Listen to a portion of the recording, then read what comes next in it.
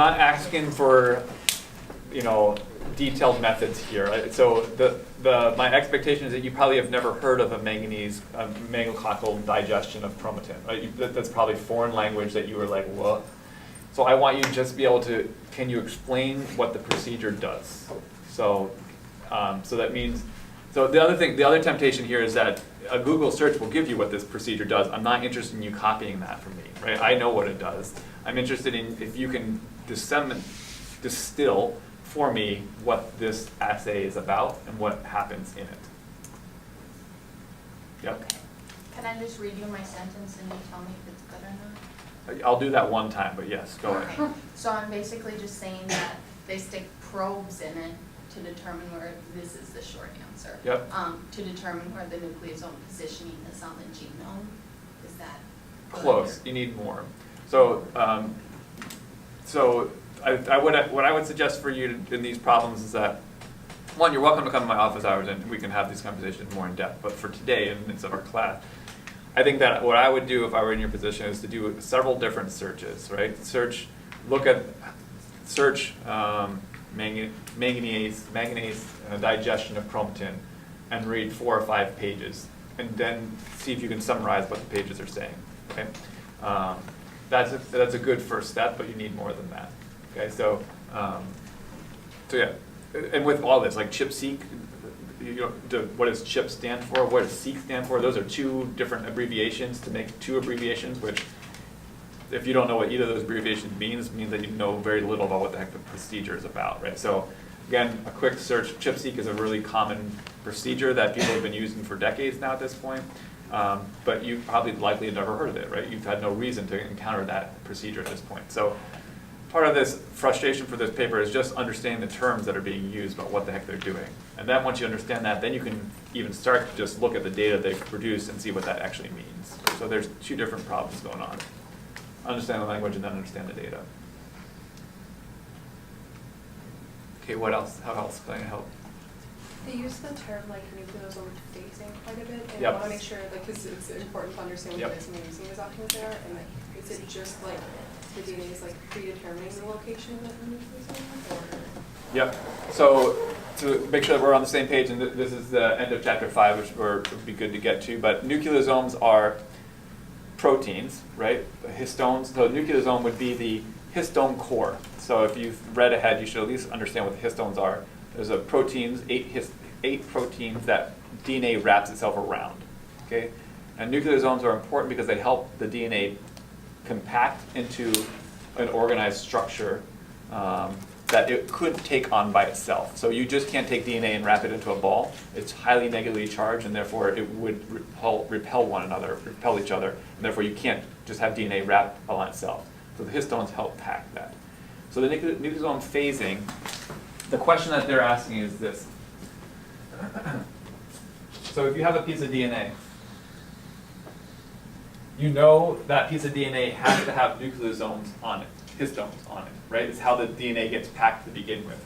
All right, so all along this DNA, there's all sorts of, they occur about every 200 base pairs. They're everywhere, all over the place. So as you can imagine, if you're going to have transcription of a gene, the RNA polymerase needs to be able to bind on the DNA in order to start transcription. Okay, so if right here is the promoter and the +1 where the polymerase needs to bind, but a nucleosome is spot dab right in the middle of that, the polymerase will try to bind, but it won't be able to, right? So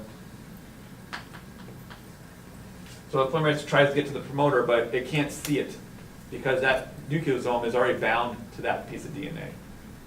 Okay, so what this paper asks, the question that's being asked in this this paper is, for genes, so if there is a gene that is transcriptionally active, like we see it on all the time, do we see a reliable phasing of these nucleosomes where they always are at the same location and that it's conveniently spaced so that the promoter is accessible to the polymerase? So this is a chicken and egg problem, right? Is the polymerase bound to the promoter, and therefore the nucleosomes can't bind to it, and therefore they are always right downstream of the promoter? Or is it that the nucleosomes are always just downstream and allowing the polymerase to bind, right? Either way, the question is, how does the polymerase actually bind to these promoters to help start transcription? And so they do a ton of experiments to figure out, do we see reliably that the nucleosomes are always positioned, like if this is, so if this is the transcription start site, which they label TSS plus 1, do we always see nucleosomes like right downstream? And that, in essence, that's, some of their figures show that. Like for active genes, they call this the +1 nucleosome, the one immediately downstream. They always see it the same spot, +40. Over and over again, they see that. So they're doing a bunch of experiments to see if that's what they actually see.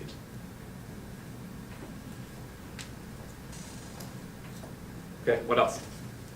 What other things were there studied? What was going on there?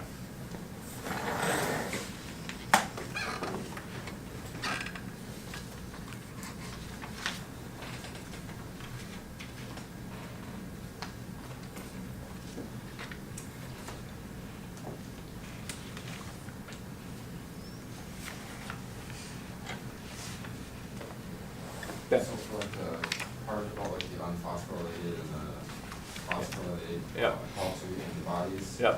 So basically those antibodies, they only will identify which one they're corresponding to, so that's why they can't choose either or.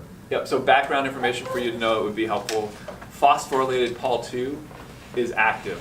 So when you phosphorylate Pol-2, that means that the polymerase is actively transcribing things.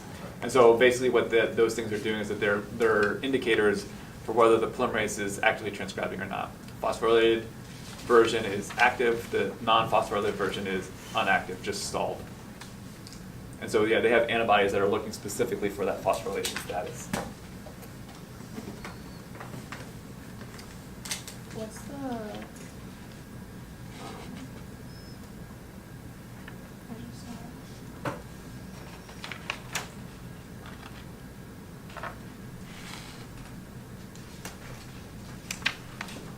Come back, Caitlin's. Oh, you I got found it, go. yeah. It's H3K36ME3. Yeah. So some of these things you can let go, and some of these. So H3, so H3 stands for histone 3, right? So the histone's made up of 4 different versions. So this is histone 3, and then it's K. What is it? 36. K36. So that K stands for an amino acid. It's lysine is K, and it's the 36th lysine in that chain. And so these are details that you don't need to know, but histone tails have these long, the histone tails are made up of a bunch of amino acids. It's talking about one residue on that tail and whether it's been modified or not.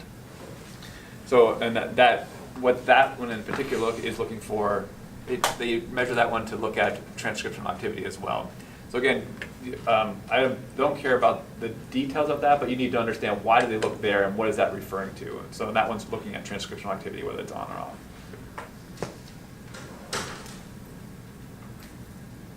Other questions?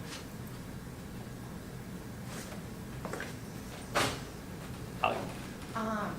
So from what I'm getting from this paper is nucleosome phasing, or nucleosome levels are best at elongated Pol-2 and then the TSS. Is that right, or am I completely off? Yeah, so that's yes, that's your first pass that you're right on. So you need to, there's more details there beyond that top level. But yes, at active Pol-2 transcription, at active Pol-2 promoters, you see this phasing. And so the question is, what about non-active Pol-2 promoters and others? They go into lots of other smaller details of that. But yeah, at the very base level, that is a true statement.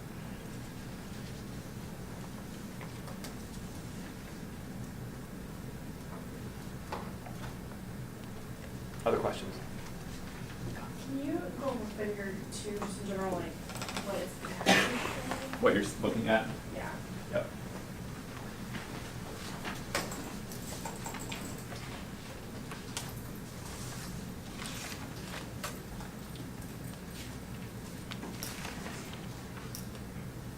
Okay, so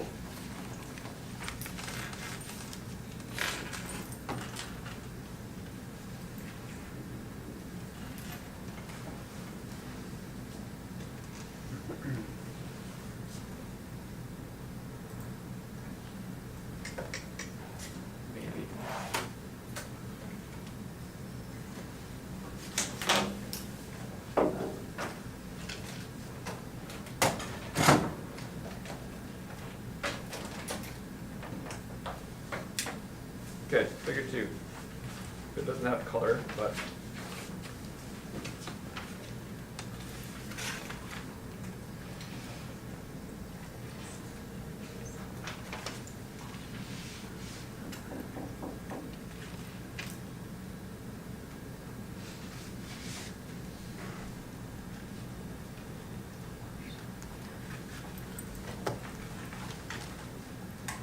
Okay, so you get a look into my mind.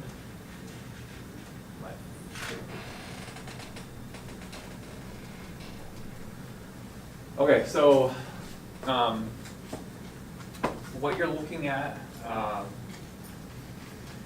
so the A and B, you're looking at expressed versus unexpressed genes. So whether whether transcription is active or not.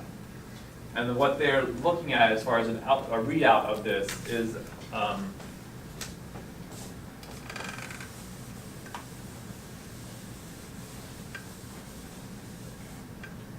so once you understand how they do this digestion that digests up these nucleosomes. Okay, so basically nucleosome is, here's your protein core, right, made up of 4 different copies of stuff. And then you have DNA that's wrapped around it, okay? Yes? And that's a pretty poor picture. There's your nucleosome core, and then DNA wraps around it, okay? So 5' wraps around over to the 3'. Okay? Good? Did I lose anyone yet? So this is a nucleosome. And what they're looking at is, if you look on the graph, it has 2 different colors, like green and red, right? So they look at 5' reads and 3' reads. And they can talk, if you can see where you get 5', so if you can find where your 5' DNA is at, and where it ends, and where 3' is at, and where that ends, you can position a nucleosome pretty accurately, right?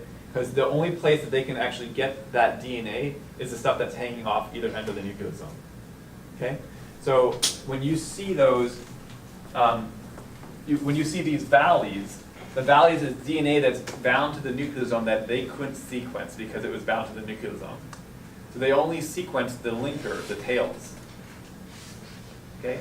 And so if the other thing that is, I think, is always the hardest to conceptualize here is that these are done, this is not just one piece of DNA, one piece of the genome that they're looking at. They're getting thousands of reads.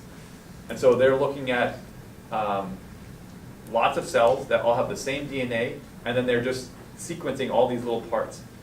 And so that's why there's so much noise here. So this isn't just take one DNA and just see where it is. It's looking at thousands of copies of the same DNA and see overall across the whole population of DNA where that we see the pattern of not seeing any DNA. And across 1,000 different cells that you never see any of those, that DNA, that it's always gone, right, which is what that value says, well then you have very high certainty that that's your nucleosome that you're looking at. Okay? So these values represent where they didn't get reads and therefore where nucleosomes are positioned. Okay? Don? There's still DNA in the nucleosome though, right? There is DNA wrapped on the nucleosome, but they couldn't sequence it because it's wrapped on the nucleosome. Okay? Is that like important, like is there any important information in there? Oh, for sure, right? And this is the problem, is that if there's DNA that's important information that's on the nucleosome, and the polymerase can't bind there, that it can't start transcription, right? So this is the question they're asking, is that if there is important information on a nucleosome, it can't get there. So that nucleosome has to be able to be movable. And if it doesn't move, then you can't get access to that sequence. You can't get access to that sequence, you can't use it. Right, this is the thing that's really, so this is why, so you've always learned how DNA transcribes, and you know, that, perfect. You understand that basic, but what I'm doing is I'm peeling back the layers saying, that's great, but let me tell you about the reality of what happens in the cells, that you have nucleosomes everywhere, and it's a really complicated piece of mess, right, that you have to figure out how that you're going to get to, right? So So I hope that you're frustrated, because this is the reality of what the messiness of the cell is, that your body has to figure out every day when it's trying to figure out how am I going to get that gene to be turned on. And so I'm just peeling back some of layers of onions for you. So it was nice and easy, straightforward, but that's not the reality of the situation. This is the reality. We'll get there. I know that's frustrating, but we'll get there. All right, so let me just explain B, and then I'm going to stop explaining, because you still need to do some of your own work. So B, what you're seeing is that there's just noise. You see all those, basically like the nucleosomes are scattered everywhere, and there is no set pattern, and therefore you get reads, 5' and 3' reads across the entire spectrum of the DNA. There's not one position that you always see the nucleosome. If there's not one position that you don't see the nucleosome, that means you'll get all the possibilities when you look at a population of cells. Right? 1,000 cells, at least one of them is going to have the nucleosome here, another one here, another one there, and therefore you're going to see 5', 3' reads across all possible scenarios. Okay. Except there seems to be one pattern, right? That one peak that comes above baseline, that nucleosome seems to be positioned fairly regularly at that location across the whole population. But clearly not as strong as what you see in cells that are expressing genes regularly.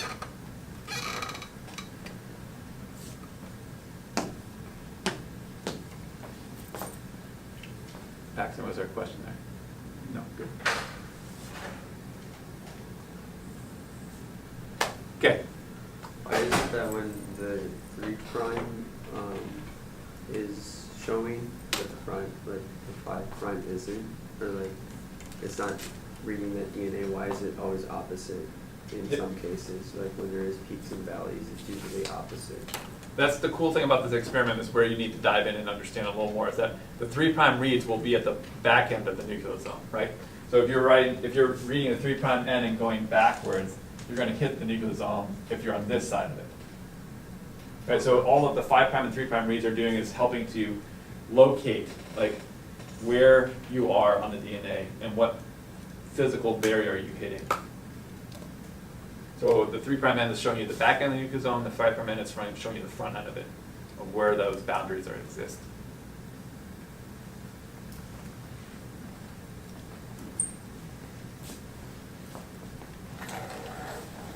Okay, I need let's cut to the chase. Are we ready to have this conversation on Friday? So here's what let me just be honest. I don't want you to spend the 48 hours that you have. I don't want you to spend 40 of them on this paper and not get any sleep and get stressed out and hate this class. I'm not interested in you bailing on me that early in the semester. So I'm okay if we push to Monday. It just means that we just push forward a content and we kick it to Monday. So I just need to know where you're at. I'm happy to move forward, but I also, yeah. So talk to me. So are you saying we're moving forward on chapter 5? We finish 5, we go to 6, right? That we just keep moving forward, and then we kick the conversation to Monday on the paper. Questions, thoughts? I mean, I'm speaking for myself, like, I could be ready if you wanted to keep it Friday, but like, if you move it to Monday, I don't think will make a significant difference. Okay. I would have to, like, declare on it or something. And I'm not done by Friday. Yeah, because you motivate deadlines. Deadlines will get you there, one way or the other. I can read on Saturday and Sunday better than I can before Friday. Bullshit. Oh yeah, you're saying in that case, yeah. So, okay, good. Right, of course. More time you can read, right? Sure. Yeah. Okay. Like, if you make us be ready by Friday, we'll Yeah. probably, like, can make ourselves be ready, but we might be benefited by Monday. All right, I'm punching it to Monday because I'd rather you understand the paper and almost enjoy it than just being stressed about it and hating it. Okay? Okay. So my expectation remains the same. My instructions means you should not be doing these with. I want you to learn it. I don't want you to learn it with your friend, right? Because we'll do the friend learning like we're doing now in class Monday. So we'll have opportunity for that conversation, but I want you to be just as prepared as you can be by just using your own head. because that's where you need to, that journey needs to be taken by yourself. We'll do the group journey together. Do you have office hours before Monday? I do. The reality is that if you haven't figured this out, I'm here almost all the time, anytime. So if my office hours that I have in my syllabus don't work for you, then you just say, Dr. Gabe, can you meet me Friday afternoon? I'm available from 1 to 5. What works for you in that, right? I'm happy to talk with you. So just reach out. Okay? Okay. So do some reading, do some research, see where you're at. We'll finish this conversation Monday. So, and I think part of the reason why I wanted to bunch with Monday is that we will start talking about transcription and nucleosomes. That sort of content from the class will be helpful as you begin to think about that applied into this paper. Okay. All right. So let's flip back to the slides.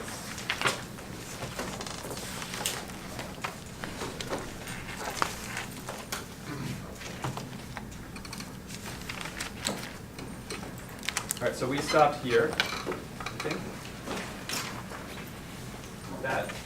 Are we good on this? We talked about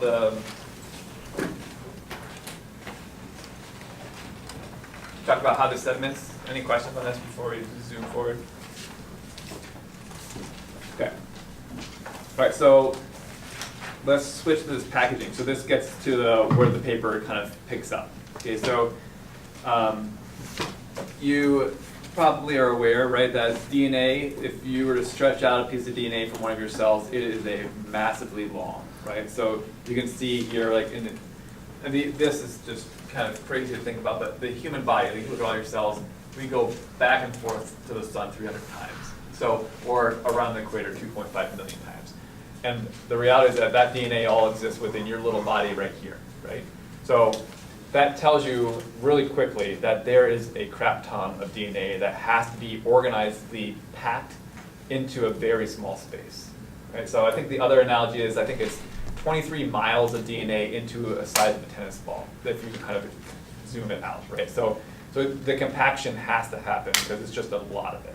So what that looks like, and you can see the same thing here, 2 meters and 10 micrometers, right? So if you remember your prefixes, that's a ton. It's 1 million times smaller than the amount that you have. So that compaction looks like over here. So at the very top, you see the DNA helix. The first level of compaction is this nucleosomes. This is what the paper talks about. And you'll frequently hear chromatin talked about as bead on a string. If you look at an electron micrograph of DNA, it looks literally like these little dots, little beads, and then a tiny string that connects them. So those dots, those beads, are these chromatin cores. That chromatin is this protein core, and then DNA is wrapped around it. Okay? And then from that chromatin, you can twist all of that together to make this sort of chromatin fiber, and then those fibers get further condensed into these, and then that's even further twisted even to what chromosomes look like when you start talking about cell division. Okay? This chromosome is only ever seen when do we actually see chromosomes in this form? During meiosis, mitosis, right? So when cells begin to divide, they condense to their most condensed form. But during interphase, what is the interphase? Remember your gen bio, what does the interphase look like? Yeah, bowl of spaghetti thing, just kind of tangles of DNA around. So more in this form, right? Where the DNA is in this more loose, less compacted form, just sort of all spread out within the DNA itself, in the nucleus itself. Okay? All right, so I'll go through some of these.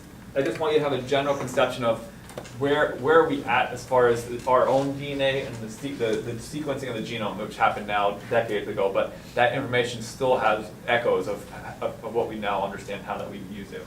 So this is just some starting points. I'll go through each of these and tell you where we're at. So let me show you the data. So if this is just now, even almost 10 years ago, this is actually his further increase has gone up like this. So if you look, this is GenBank, which is and our government has a storehouse of all the sequences that are out there. This is the number of sequenced genomes. It was at 1,000 in 2009. It's over 10 times that now. So we have tens of thousands of genomes that we have sequenced.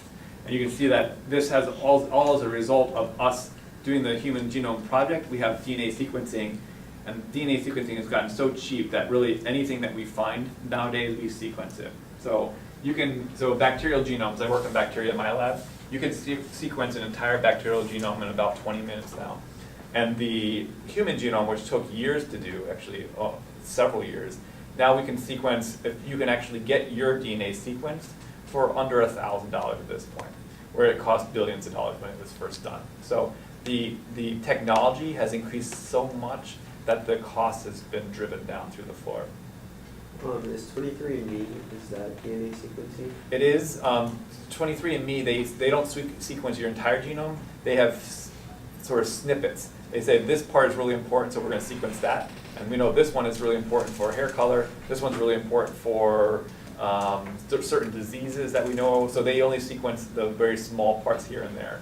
But you could get your entire genome sequenced for under 1,000 at this point. And that's crazy. What would be the use of sequencing your entire genome? At this point, likely for the consumer, baseline consumer, there isn't a great use for it, but I wouldn't be surprised in your lifetime if that doesn't happen. What would be the consumer baseline? Baseline is 23andMe. This is why it's a product that they're marketing and actually is profitable. That people have enough of interest understanding their ancestry and the sort of consumer science of what's my odds chances of getting Alzheimer's or dementia in my lifetime, and giving you some, you're 3 or 4 or 10 times more likely. That's the level that the science is at currently, but as we know more, I wouldn't be surprised if it digs down to a deeper level that having more information would be more advantageous. So yeah.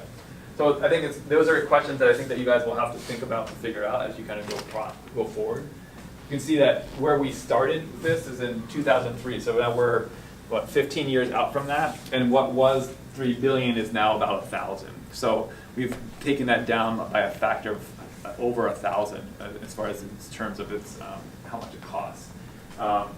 All of the sequences for the genome is now completely available. You can look at the person, actually the founder of the company that did the work, he sequenced his genome himself because he was interested in what his genome was. Guy's quite interesting, sort of. So anyways, yeah, so his DNA is out there if you want to look at it. They have, if you look, one of the most interesting things that they want to know is how many genes are out there. And they found about 25 to 30,000 genes in the human genome. It was a shocker at the time, and we're still trying to figure that out. They expected about 4 times that many. So it was a lot less than they expected to find. So you can see that we have about the same number of genes as a pufferfish, and we are a little bit more complicated than that. So anyway, so that was one of the main things that came out of that.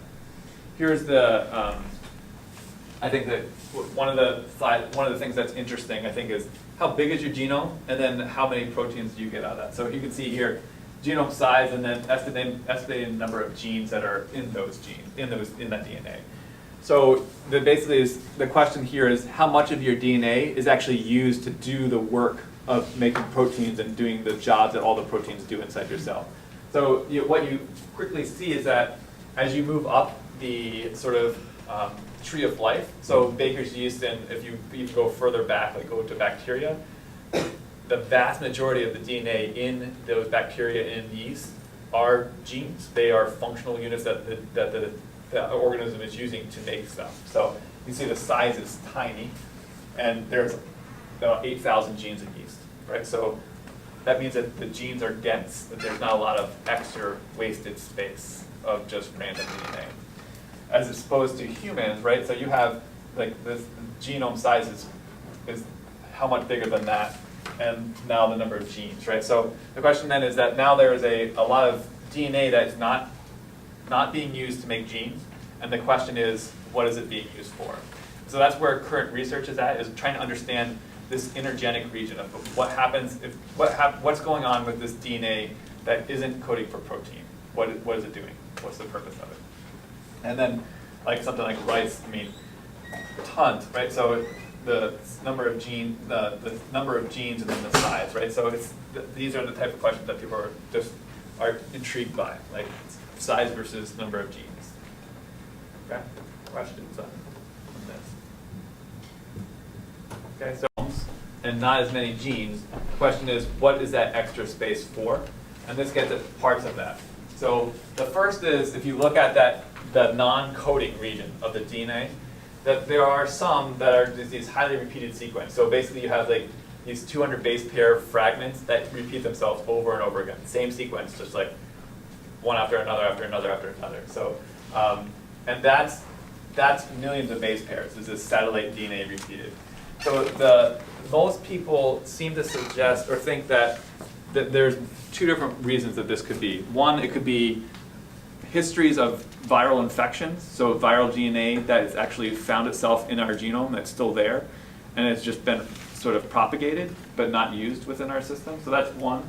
The other is that there's function for this DNA that we just don't know what's going on currently.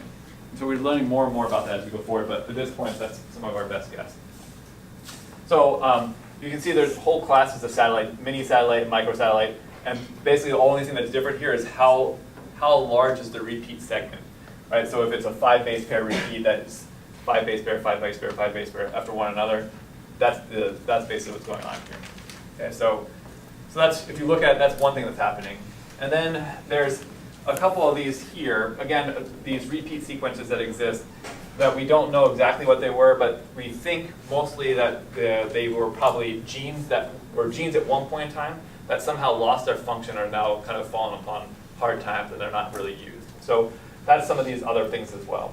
Okay, so the short answer is that we really don't know what's going on in these spaces, but we're finding more and more that it's not junk, that there's things happening here that we just don't quite understand yet. Okay, so this is the shocking sort of stat that I think that most people are kind of surprised by.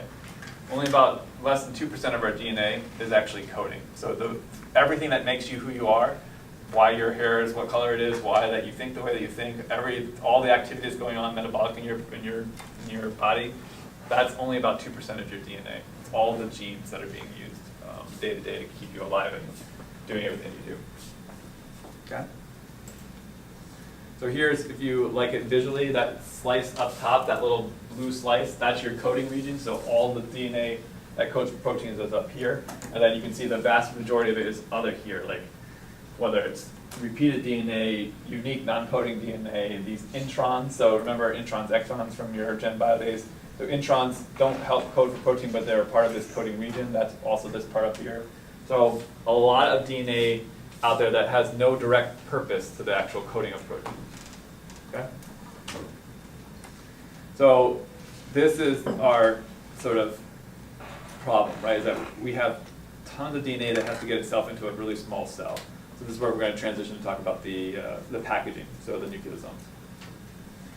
Okay, so here's what this looks like. Here's a piece of DNA. Here's what this bead on the string thing looks like if you have an electron micrograph, that you're looking at these protein histone cores along with the DNA connecting between them.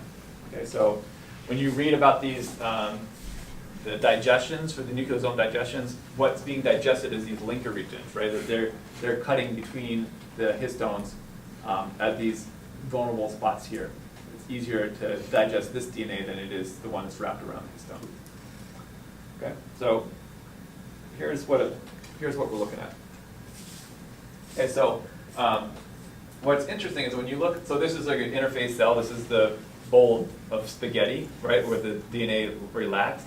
So what you're seeing is that the DNA is all dispersed randomly throughout the nucleus, right? So what they did in this experiment is they looked at where is chromosome 9, and they can label, they know what chromosome 9 sequence is, so they can label it with colors. So you can put a 4 on and say, go find this sequence, and they found that sequence and they saw where that chromosome 9 is located. Notice that chromosome 9 is up there, it's down there, it's over here, it's also here, it's over here.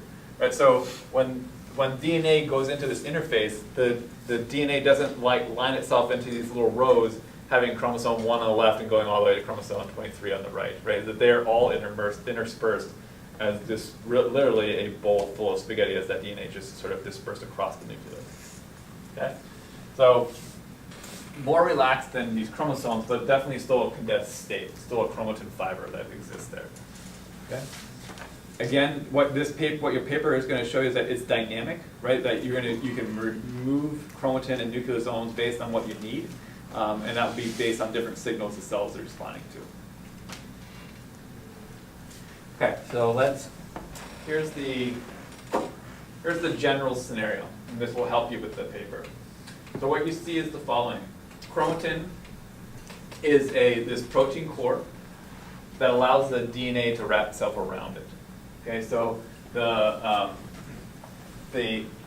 core itself, so there's 4 different components within the histone, and then this H1 is shown on the outside, and I'll show you that in the next one. And what you see here is that what it wraps is it almost goes around twice, right? So it wraps itself here and then back around twice. So almost 2 full rotations of DNA wrapped around that histone core. Okay.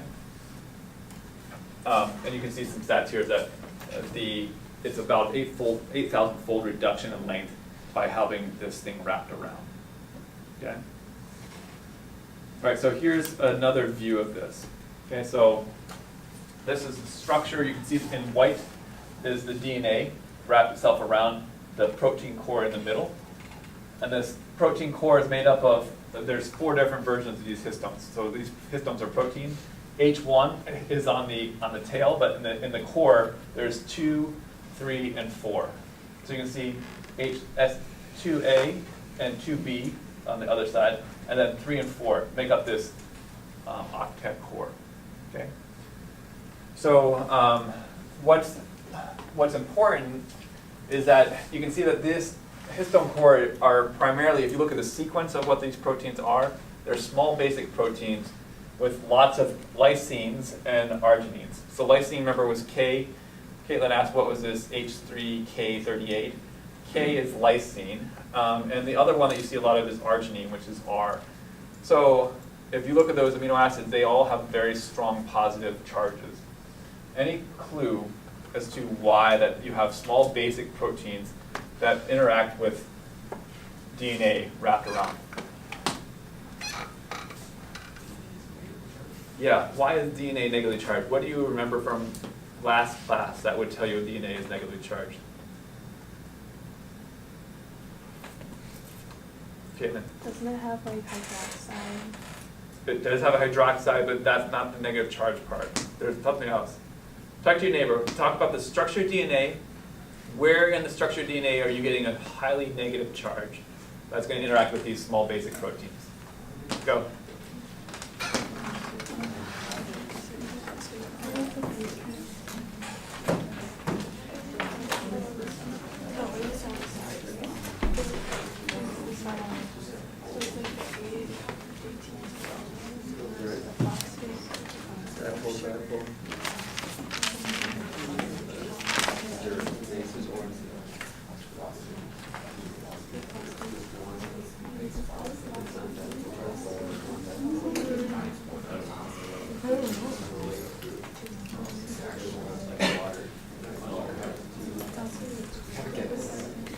You have a guess? Okay, let's hear your guesses. What's negative in DNA structure? Phosphate. Phosphate. So PO4 minus. There you go. That's it. Okay, so DNA's backbone is sugar phosphate, right? Sugar phosphate, sugar phosphate, sugar phosphate, right? Those phosphates have a pretty highly negatively charged. Okay, so it should therefore be surprising to you that this histone, which wraps around DNA, is pretty significantly positively charged. Okay? So these arginines and lysines are all positive amino acids. Those positive amino acids interact favorably with the negative backbone of the DNA, help wrap that. Okay? Good? So just as a note for you, this will make more sense the further that we go, but if you want to loosen up chromatin structure, what would be a possible way that you could have the histones loosen up their hold on DNA? Given our recent conversation, what could you do? What's that? More positive. Not more positive, right? If you made it more positive, it would actually hold the DNA tighter, right? Make it more negative, right? So as you modify histones, as you modify them and change their chemical properties of making them positive or negative, that will switch how well they tightly bind to the DNA. If you want to make chromatin really compact, and the more compact chromatin is, the less access that you're going to get to the DNA, it will therefore shut down transcription, right? So if you want to shut down transcription and really have a tight chromatin, you want to get the chromatin grabbing DNA very tightly, right? So making it more positive and having it there lash DNA down even more tightly. That will compact it. If you want to loosen it, then you either make it neutral or make it negative so that the chromatin doesn't bind DNA as strongly, and therefore will make the chromatin loose and therefore allow more access for protein machinery to get at and start transcribing DNA. Okay. So you're going to see, we're going to talk about modifications of chromatin, and that will kind of connect for you, is that if you want to loosen it up or tighten it, that will help either allow access or restrict access to the DNA by these types of protein machinery. Okay, so here's what nucleosomes look like. This is the lowest structure. There's one H1, and that exists on the outside. And then inside there is 2 each. So there's 2 of the 2A, 2B, 3, and 4. Right, so that's where you get 8. So there's an octamer, 2 copies of each 4 of those. Okay, so that's this scenario. Where is it? I don't know. How about here? So what you're looking at here is an octamer on one side. So you have 2 copies of each of these things sandwiched between and the DNA wrapped around. Okay? Can you see it better here? I don't know. Anyways, what you're looking at a side view here, and you can see 2, 3, and 4 are all in the middle, and 2 copies of each of them. Okay? This is conserved across all eukaryotes. If those that have chromatin, these 2, 3, and 4 are highly conserved. 1 is variable. I'll show you. 1 is I can show you where 1 is, but that one's a little bit more flexible as far as the structure. Okay. The other thing I'll note is that you can't see it well here, but there's histone tails that flow out. Like this is showing you one of those histone tails. Think about these as sort of bungee cords, right? Bungee cords that kind of lash the DNA down to the histone complex. Right? So these are the tails that can be highly positively charged and kind of lash the DNA to the structure. Okay. All right. So this is looking at the packaging that's happening, right? So when you get, this is the lowest level of structure, is the nucleosome. That gets you 7-fold reduction in length. At that point, once you have the nucleosome, then you start to compact them into these chromatin fibers. That gives further reduction. And then you do some supercoiling and looping to make the 30 nanometer, and that goes even further down. This is where we talk about topoisomerase.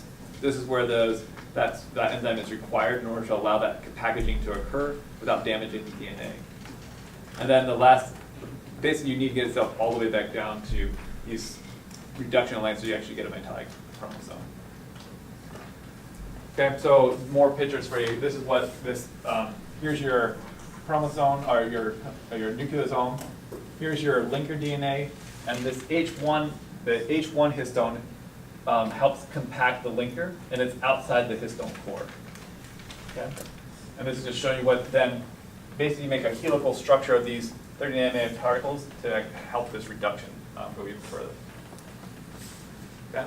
Then H1 is always found on the outside. it is, yeah, the core is always 2, 3, 4. Okay. Yeah. Okay.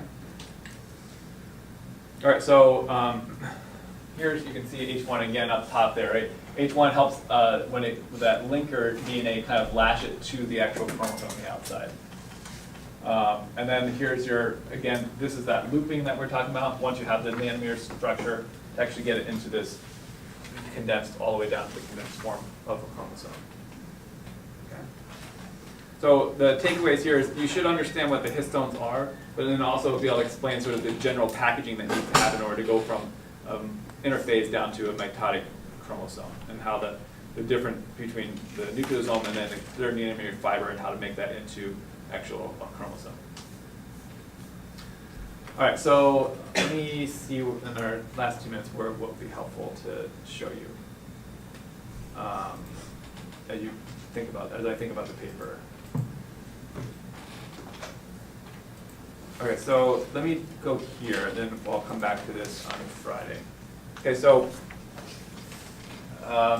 we have 1 minute. All right, so let me just talk 2 seconds about this. So you can see H3, H4, and then these are the tails that I was talking about. These tails are what the bungee cords that I was referring to. Notice that these bungee cords are, these Ks are all lysine, lysine, lysine, lysine, lysine, lysine. Literally just basic amino acids across the entirety of the tail. So these tails are what helps kind of lash the DNA down into the histone complex, right? The positive, these long stretches of positive amino acids interact with the negative charge of the backbone and really associate the DNA to the actual protein. And you can see that that's true for all of these tails. There are literally a whole lot of amino acids that all have a positive charge on them. Okay, so this is part of that.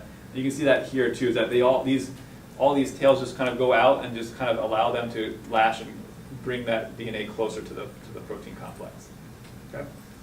All right, we'll stop there.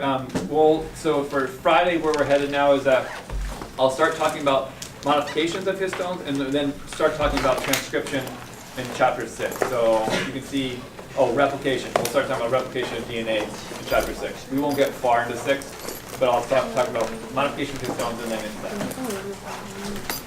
Come find me if you need me. Talk about the paper. Happy to chat.